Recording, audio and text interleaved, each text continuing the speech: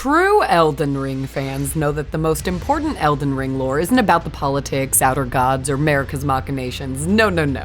The most important Elden Ring lore is learning which character could drink 10 ounces of whiskey and a Four Loko on a completely empty stomach in one sitting and still be down to rage.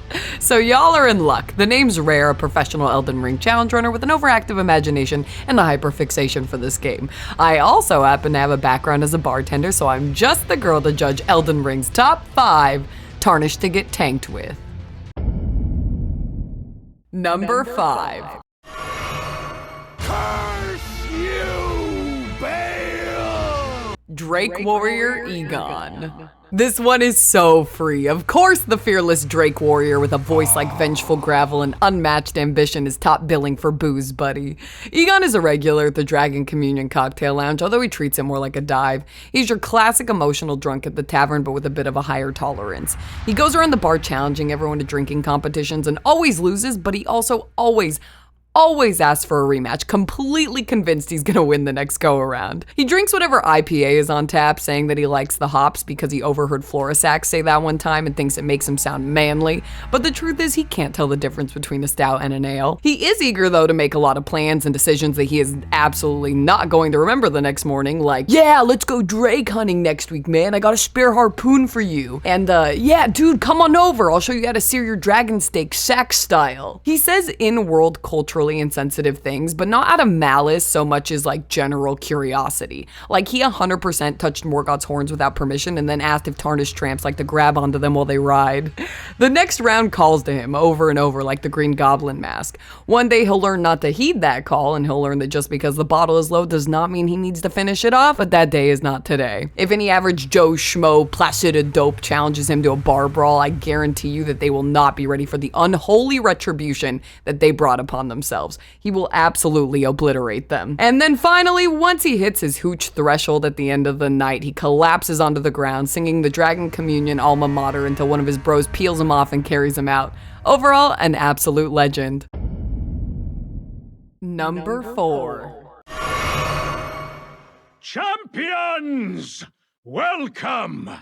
Witch Hunter Jaren. Jaren is the Witch Hunter, not Witcher, different game, and most importantly the keeper of Redmane Castle. So those skills would easily transfer over as he'd be the host with the most at any event. He knows how to project perfectly to get announcements across, and you bet he's making sure everyone hip hip hoorays for every happy birthday, trick shot landed, or party foul averted. And if worst case scenario the Golden Order guards have been called in to shut down their good times too soon, he tells everyone to scatter just in time, then he goes to the door and displays complete knowledge of all noise, nuisance, and drinking laws like he was the #1 lands between legal advisor or something. All that doesn't mean he doesn't know how to party though. He drinks, but he never gets belligerent. You'll catch him sipping an Atlas Bloom infused barley wine out of a tulip glass in between entertaining guests with tales of him and Radon sharing a tender moment, destroying some demi-humans and finding some loot behind an inconspicuous waterfall or something like that. Jaren is much more interested in facilitating everyone else's inebriation properly than prioritizing his own is the point. He mediates any fights, bonfires home anyone too drunk, and when you talk, he really listens. Everyone needs a Jaren for their festivities. Number 3. I knew you were the stuff of champions.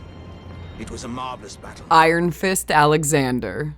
Alexander is the pumped-up pot traveling the lands between to hone his strength by consuming the corpses of champions. From my understanding, the spirits of the warriors still reside in him post-consumption, so you can bet they're begging for a brewski after that battle. He'd start off polite and grab the first round for him and his fellow warriors at whatever tavern is closest, maybe suggesting a drinking game to encourage camaraderie while they regale each other with the stories of their conquests. But once someone suggests a friendly bout of beer pong, he can't suppress his enthusiasm at the idea of overcoming a challenge against accomplished champions. He plays far too many though, until the little red solo cups start looking like crimson-colored jar bairns and time goes by like a TikTok pre-2021. Around 1 a.m. his civility wavers and he's shouting at the server to make a pitcher out of his pot, stick a tap where his Alexander Jr. would be, and demand everyone drink him off like the Kool-Aid Man. He overhears a group near him playing a game of Smash or Pass, but takes the word smash literally and is so appalled at the thought of such wanton and dishonorable violence that he insists on teaching these drunkards some decorum. Before anyone can explain the mess though, he approaches the group with a snobby insult about how he's willing to purchase them some class at a reasonable discount if it wouldn't be wasted on such half-witted warriors, and then immediately decks a dude with a comet punch. The misunderstanding is all cleared up, of course, and then Alexander makes it up to the surviving members of the attacked group by profusely apologizing and buying them their fill of booze. Maybe a few malts after that, though, much merry is made.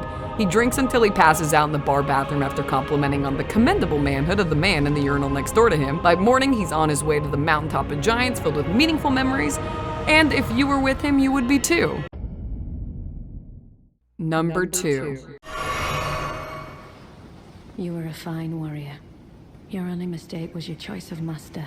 Nephili Lu. Nephili Lu is the lion-hearted, tarnished warrior met on your path to take down the world's most monstrous Mr. Potato Head, aka Godric. She has swore her life to help the helpless, but in her noble pursuit has never helped herself to helping a hooch. Not like she's ever avoided drinking before, but she probably never had the opportunity to imbibe, so she would be the person at the party who's never really drank before, and then has one too many and is having a ball. She would start by drinking something sweet to put off the bitterness of booze, and as the night progresses, picks up a pitcher of whatever she can get her hands on. First drink, she's feeling warm, a little more outgoing, a little less rigid with her words. By the second drink, she's already swearing that she would call upon a storm to wash away the foulness of anyone who's hurt her friends, and by friends, she means anyone who she's met about 5 minutes ago.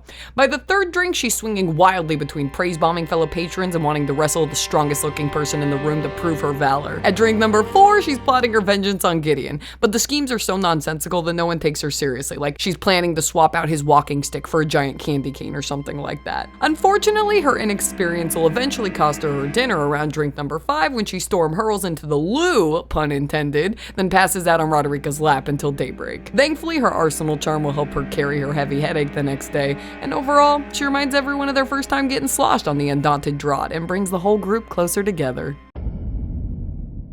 Number 1. The glory of the clash is shared by Radahn and you. Blythe the Half-Wolf. Now this number 1 probably shocks no one. Blythe is the half-wolf warrior in service to Lunar Princess Ranni, but when he's not doing her bidding, you bet he's the most blitz dog boy the lands between has ever seen. Blythe is one of the most popular people, half people at any gathering. He can make friends with anyone and anything if he's tipsy enough. Women and more want to be impregnated with his litter. Hell, even the house pets love him like you casted animal friendship on a party member in D&D. His loyalty and devotion to his lady and his allies earns him respect from all the peers at the pub.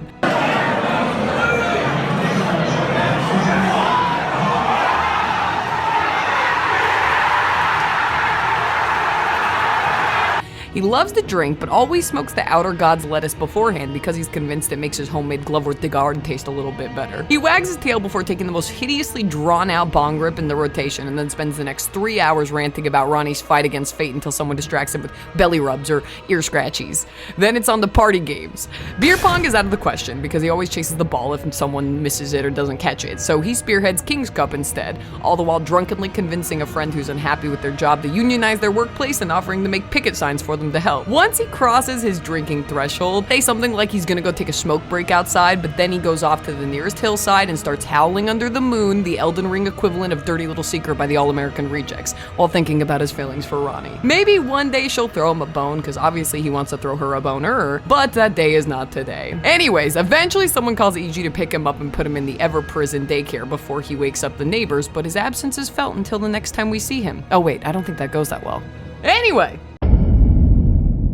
And that's the top 5 Tarnished to get tanked with. Thank you again for watching my video. I hope you enjoyed it because I plan on doing more random shit like this in the future. So feel free to give me any top 10, top 5 category suggestions in the comment section below. I got several other videos like this if you enjoyed it, like EldenRing challenge runs, drinking game challenges, and more mumbo jumbo of the sort. If you want to see more, I stream live on Twitch every Sunday, Monday, Wednesday. If you want to make my day and say you came from YouTube, I would absolutely blush.